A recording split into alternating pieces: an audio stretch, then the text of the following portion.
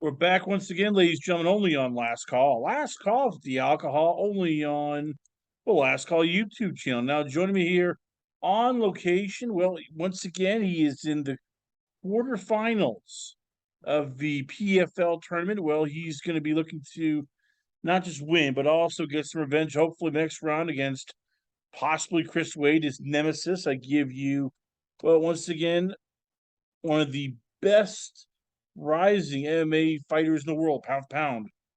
I give you Bubba Jenkins. Bubba, we'll start off here with. So, once again, you're in a tournament. Once again, you've done your thing here. Take us to this fight. How much do you know about your opponent, and how much about this fight is about just winning in advance, win in advance, don't get injured, and just keep moving on. Well, I heard you say it's the quarterfinals, and we're past that point. This is the semifinals. We win, and we're in the championship. So that's usually how It the is bracket semi. is. Perfect. Say that again. All right. So it is the semifinals. Perfect. All right, gotcha. Yes, sir. No problem. And yeah, no, I don't know much about Kudo other than him being a tough Japanese fighter. He had to get a couple good wins to he had to get a good knockout to get into this position. I believe he's 2-0 in the organization, but the cards didn't go in his way in the first round.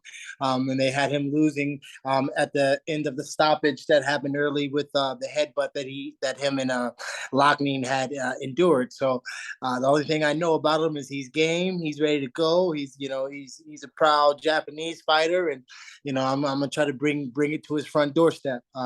Other than that, like you said, it is win in advance. I'm gonna do what I got to do to get this W. I don't think he's that much of a wrestler as far as the wrestler that I am.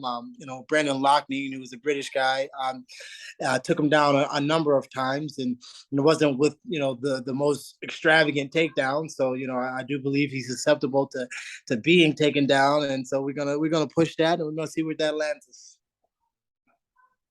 Now I'm curious because I've heard this with several guys, and you could probably answer this for me better. Like everybody says, there's wrestling, and then there's MMA wrestling. You were a top-notch wrestler, coming in. You were a guy who had Olympic pedigree or close to it. You had, NCAA championships. When people say, "Oh, he's a great MMA wrestler," what does that mean? And for you, when did you become, a excellent MMA wrestler? You gotta know the nuances to the jiu-jitsu game part of it.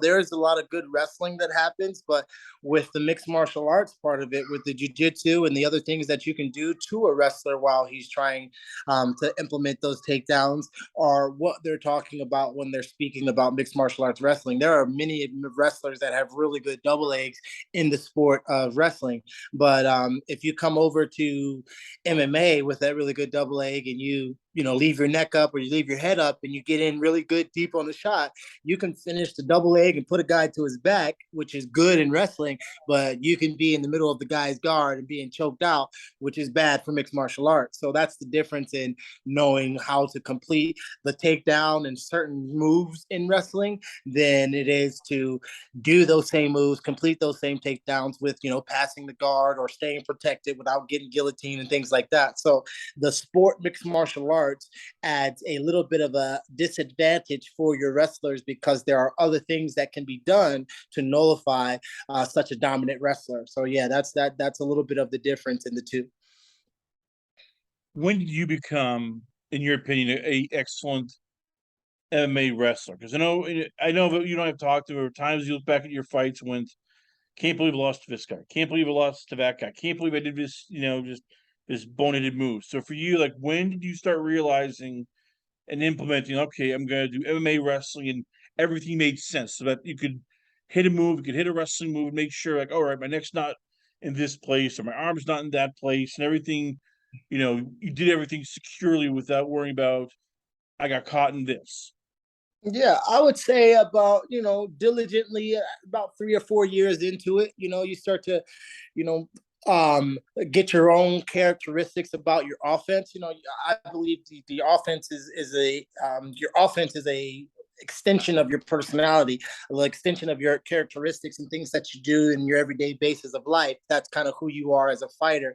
And as you start to see yourself get more comfortable, you start to become that person who you are as in your everyday life, you start to become that as a fighter. Now, some people have switches where they turn into this mean, angry person as a fighter, and then they're this regular person as an everyday individual.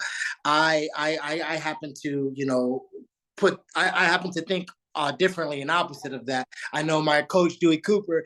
Whenever we're punching too hard or kicking too hard, or we're turning up another level, he's like, "Oh man, let me get myself right. Let me turn into Dewey Cooper Black Cobra mode." So he'll go into Black Cobra mode, where in his mind he's a tougher individual. He'll never break, and things like that.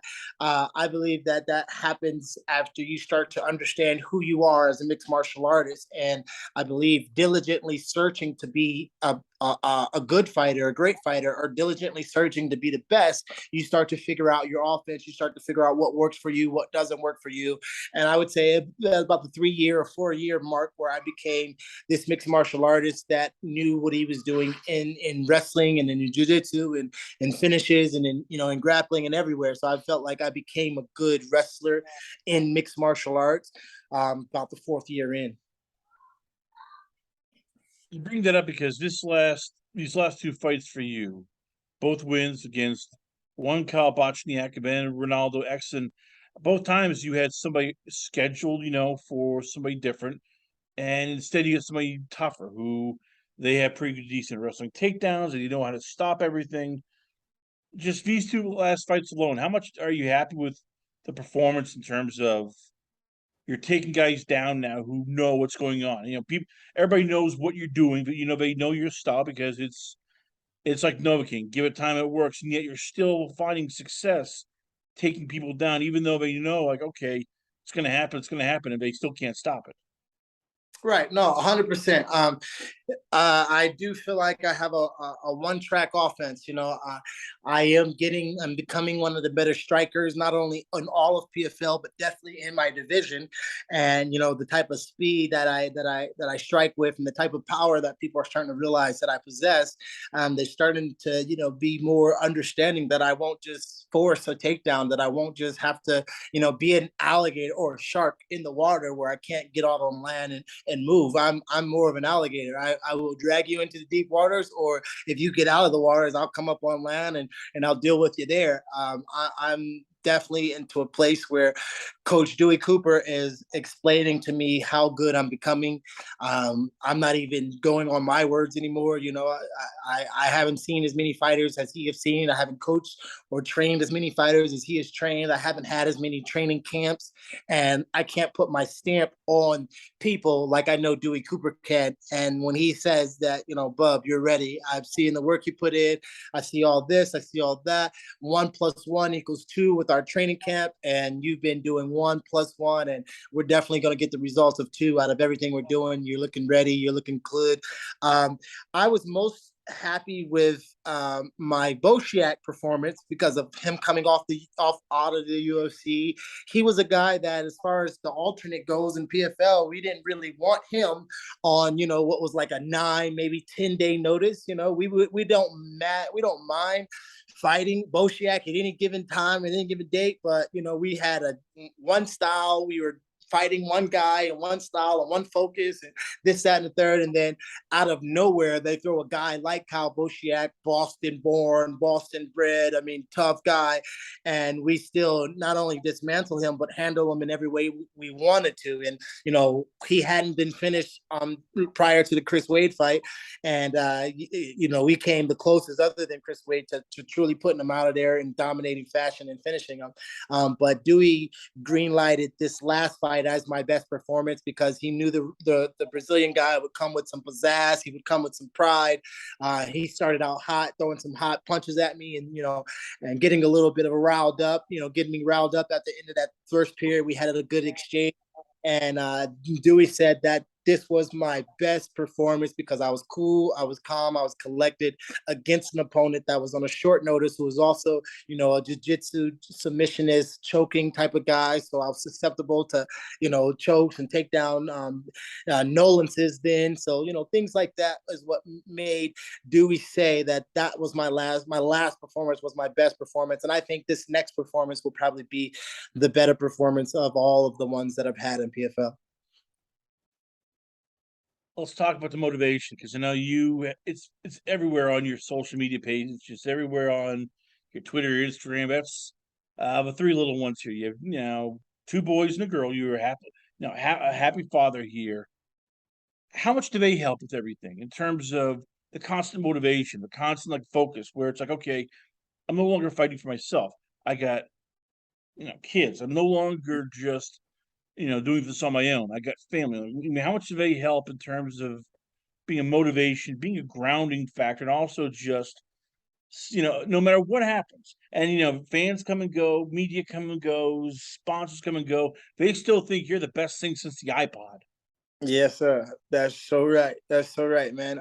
They are truly my inspiration. Now, I get them in the summer times and the spring times and on the holidays and things like that. So, last year I was going through, while in the middle of the tournament, going through the custody and the fighting, and that's what you guys know, and a lot of people know how much my children mean to me and how much I have them and everything and do everything with them, and so having to fight, for my right to be able to see them, or to be with them when I've been there for everything that they've ever been through and everything that they've ever had, was a little bit of a place that made me, it just was hard for me to put it all together last year, even though we did well, and I was fighting some things inside the cage and fighting some things outside the cage. That was one of my biggest distractions. And this year alone, like you were saying, they are wholly and responsible for not only my focus but my ability to be inspired by everyday training. I know that last year I couldn't see what would happen with me and them, and this year it's a more drawn out and more understood plan. So I just try to experience and cherish the times that I'm with them, cherish the times I'm in the gym. My youngest, or my oldest, which is, he's still young, he's 8, but he's baby bad man. He's in the gym throwing spinning kicks, punches, wrestling, and he's doing his thing. And I'm just excited as a father, a future coach, just someone who likes to inspire the youth, not just my children, but anybody. I look at people who bring their children into the gym as people who are in a family, or who are in a extended version of this small knit group of combatants and athletes who literally put it all on the line, put their family first. They take them to the gym. They're at the fights. It is everything when you have that type of motivation behind you. And my children are intelligent. They know when it's time to train. They know when it's time to lock in. Like right now, they know to be a little bit quiet. Daddy's got to do interviews because it's got a fight coming up, and they're just coming up in the fight game. So whether they want to be painters or soccer ball players or whatever they want later in life, right now I'm just showing them the roadmap to your goals and to your dreams, and to working hard and to be pushing forward. There are a lot of fans out there that support you, and there are a lot of people and a lot of things now that they can read, that they have seen, where a bad man ain't the favorite for other people. And this is me just showing them the side of the world that not everyone gets to see. I'm very communicative with my children, and they know all about what I got going on and what we're doing, and it helps me and it helps them to be in this tight knit community where it feels like us against the world. And when daddy's going for the championships or daddy's going for the fights, it definitely has that feel of us against the world. So it's a massive motivation. How tough was it last year dealing with all the distractions, as you said? It's child custody cases. It's the uncertainty of, hey, when am I going to see my kids? What's going to happen here? Because I know most guys, or even ladies, when they're in camp, when they're fighting, when they're doing anything, you try to avoid the distractions. But when you have something like that, which is a life distraction, like how much did it affect you in terms of just, you're even during fights, you're thinking, crap, I have to see my kids. What's going on? Can they get taken away from me there? And you're trying to put all that behind you and focus on the fight, and it just always finds a way to creep back out. Sometimes the worst case, the worst Yeah, I possible mean, moments. 2 days before the Palmer fight, my ex tried to put me in jail, and she was on 50 days of abandonment with the children, and it was right before I would have to go to the Palmer fight. 2 days before we left for that 17-day quarantine, I had a whole custody situation where she basically came back from where she was on abandonment and stole two out of the three of my children, and the court cases or the courts couldn't do anything about it in that time. And I was 48 hours away from leaving for the biggest fight of my life with a woman who, just coming back from, her situation, having taken my children. So when you talk about distractions, when you talk about trying to put it all on the line, I probably had one of my better performances at that time with dealing with some of the hardest things in my life, but it eventually took its toll. Having to lock in like that and having to be distracted and be pulled. That my ex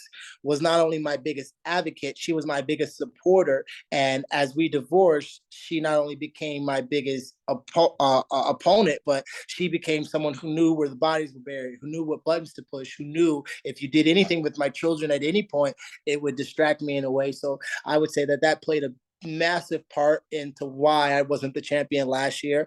I'm not going to blame it all on that situation. There were things that I did that didn't lead up to me becoming the champion, and I feel like a lot of the people in my corner, a lot of people in my camp know that that's why I didn't win. And most people who saw the Chris Wade fight can't say that that's the Bubba Jenkins they know on a regular basis, that was the Bubba Jenkins that normally showed up, that was the bad man that we all are accustomed to. You can look at that fight and you can tell that I was dealing with more than whatever Chris Wade thought he was doing to me. So I'm not only excited about what it is, the organization and the focus of what we have this year, but also showing the fight fans out there the real me when it comes to this semifinals place and when it comes to fighting a Chris Wade, if that's what happens in the next round. It all comes down once again to, as we mentioned before, it's going to be August 20th, PFL 9 playoff semifinals. It's the ultimate trap fight. You know it, I know it, because you look in there and it's like, one more fight, and I can get either Brendan Lehane, who is everybody's darling, or I get Chris Wade, who I've been itching to pay back. Before it happens, there's a guy by the name of Ryoji Kudo, who he's coming off a big knockout win. He's looking to shock the world, and you've seen that before. That happens. You take your eyes off these guys for 1 second, next thing you know, they can surprise you. So, how tough Absolutely. is it sometimes focusing on this fight when you're going, I want revenge against Wade, or I'd love to shut up, Brandon Lehane, Hane, and I'm just this close to $1 million. I mean, how tough is it focusing when all the dreams are basically one step, just closer for you? No, it is. I ain't gonna hold you, man. It really definitely is a tough thing to lock in and focus on. But there's so much money on the line that you have to walk delicate. There's so much legacy and there's so much right there at the grass of your hands that you can't be immature or unprofessional and trip at the finish line. Last year taught me to know, take my time, me versus me. Lock in one step at a time. Only way you can eat an elephant is one bite at a time. The only way you can win a million is one fight at a time. So don't be too fast to get your highs too high, and don't be too sad where your lows are too low. It's got to have an even kill, a calmness about yourself, be cool and collected. And Kudo is a guy that you can overlook very easily. He's a quiet Japanese guy with not much danger, and we see film. So to be able to check out his type of style and his type of skills, and knowing that there is that dangling $1 million possible rematch fight with it, or that new possible fight that everyone's kind of been waiting to see for a year now in the Lockman thing. You kind of see that it is a trap fight. But as much as I'm focusing on, each round and each minute and winning the moment, I'm also focusing on, Kudo being the main thing that I'm going to London for. I'm not there to watch Lockney and Wade as interested as I'm in him in that. I'm not there to talk trash to Wade. I'm not there to respond to Lockney. I'm there to get my hand raised after I shake hands with Kudo, and that's the main focus. I'm not going to be missing any other ideals or missing any other focus other than that. The main goal for this year, as you've been hearing in the corner, was stay locked in and stay focused. And Kudo's in my scopes. I'm not looking past that. There you have it, ladies and gentlemen. Once again, we're proud to have on the show. He'll be fighting once again August 20th. There'll be the PFL semifinals. I give you it is once again Bubba Jenkins. Bubba, before I let you go, so where can fans check you out at? Where is the Twitter page, Instagram, the website, and also who are going to be the sponsors once again for this fight coming up on August 20th? Well, my sponsors are Yakim. Shout out to them. They're a clothing brand out of LA, really big clothing brand. And then I have Mile High Jewelry. Shout out to them. Go get you guys some custom jewelry out of Denver, Colorado. But man, I'm easy to get a hold of, man. I'm Bubba Jenkins MMA or Bubba_Jenkins on all the social medias. You can punch my name in, the blue check will come up, and you can follow me and ask me, jump in the DMs, talk to me. I'm very down to earth, and I ain't met a person that I was afraid of or didn't like, until you show me different. Other than that, man, I'm the same OG, bad man doing his things. Soon them know. Bubba Jenkins, ladies and gentlemen, once again, it's going to be PFL on August 20th, all the way at the Carbox Arena in London, England. Check your time and local listings for details. We come back. Got a lot more going on here, only on Last Call. Last Call with the alcohol, only on the Last Call YouTube channel.